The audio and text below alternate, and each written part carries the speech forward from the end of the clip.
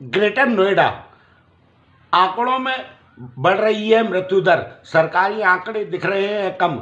नमस्ते टाइम्स की टीम ने जमालपुर दुजाना खैरपुर गुजर गांव का लिया जायजा। जमालपुर गांव में एक पिता ने अपने 2 बच्चों को दी मुखाग्नि। पिता अतर सिंह एक का दाह संस्कार कर जैसे ही घर पहुंचा, दूसरा बच्चा मिला मृत।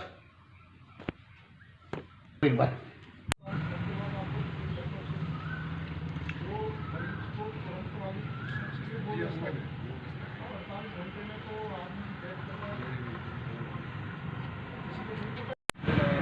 जब व्यवस्था में ये लगा लो, उनको मार 3 घंटे गुजरने के बाद हमें ऑक्सीजन मिली।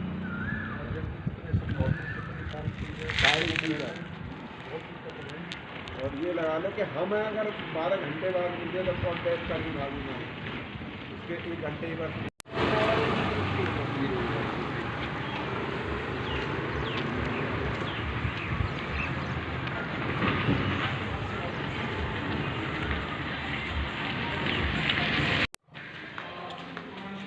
इंसान घाटी के नभार डैम्स वाले ने काटन न दी मुझे राजस्थान पत्रिका में।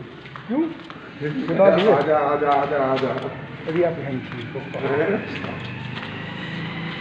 अपने यहाँ एरिया का जो मजा आना कहीं ना। हाँ सर, अपना घर आ जाओ शाम को।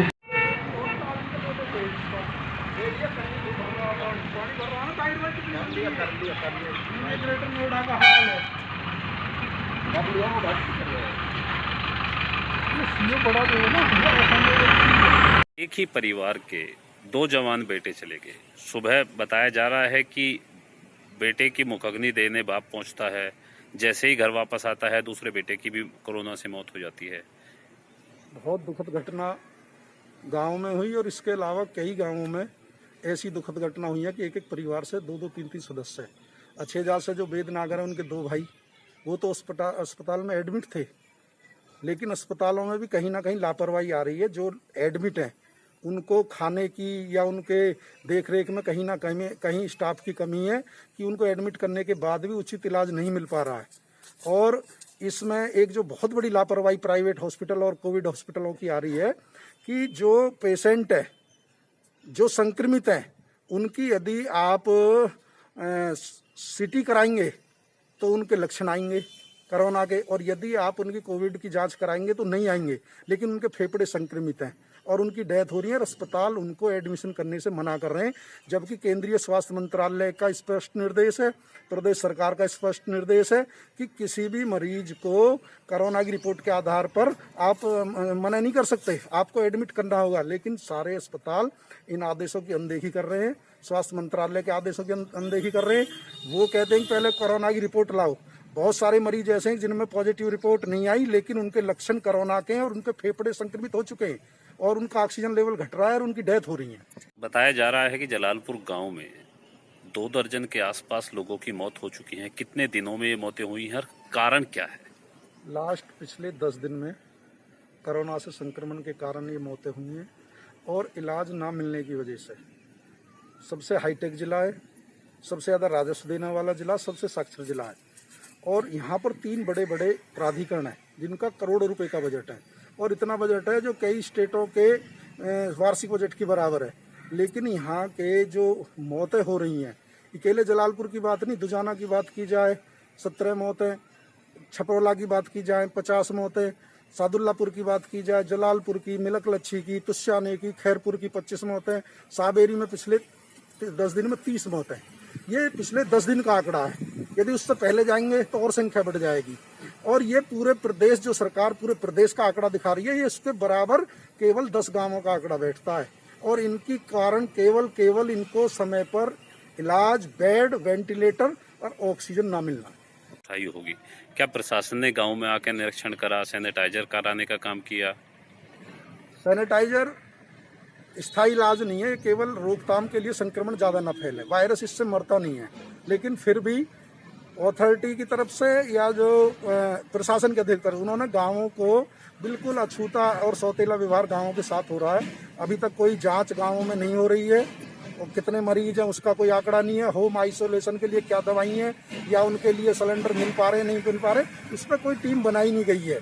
केवल आग्रह करने से, क्योंकि हमने सीओ को लेटर लिखा और अधिकारियों से बात की, तो जलालपुर में सैनिटाइजर कराया गया है, लेकिन जितने पश्चिम गौतम बुद्ध नगर के वेस्ट के जितने गांव हैं, सब में महामारी पूर्ण रूप से फैली हुई है। सब गांवों में अतिशीघ्र सैनिटाइजर कराने चाहिए और यहाँ पे जांच करानी चाहिए कितने पेशेंट हैं और उनके इलाज की समुचित व्यवस्था करना चाहिए। और ग्रेटर नोएडा वेस्ट में एक 500 बेड का स्थायी कोविड सेंटर बनाना चाहिए, क्योंकि बेड ना मिलने की वजह से, ऑक्सीजन ना मिलने की वजह से, वेंटिलेटर ना मिलने की वजह से यहाँ पर रोज मौत हो रही है। रोज हर गाँव में यही स्थिति है।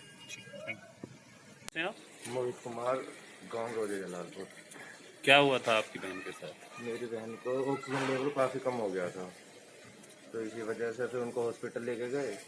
वहाँ पे उनका और काशीराम में लेके गए थे, शारदा में लेके गए थे। वहाँ पे वेंटिलेटर की प्रॉब्लम बता के उनको एडमिट नहीं किया गया। तो ऑक्सीजन भी नहीं उपलब्ध कराई गई क्या? ऑक्सीजन हमने पर्सनल खुद कराई थी, मगर वहाँ से हॉस्पिटल से कोई नहीं मिला कुछ भी।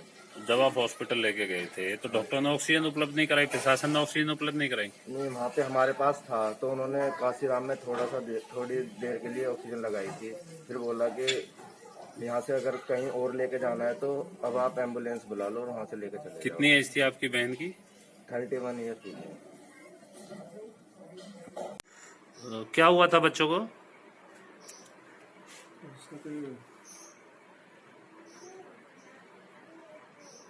ऑक्सीजन की कमी होगी। क्या क्या नाम थे दोनों के, क्या एज थी? दीपक था, पंकज। जी, आप अस्पताल लेके गए होंगे बच्चों को? हॉस्पिटल ले गए जी, वहाँ कंट्रोल नहीं हुई। अच्छा, तो एक ही दिन दोनों बच्चों की मौत हो गई थी?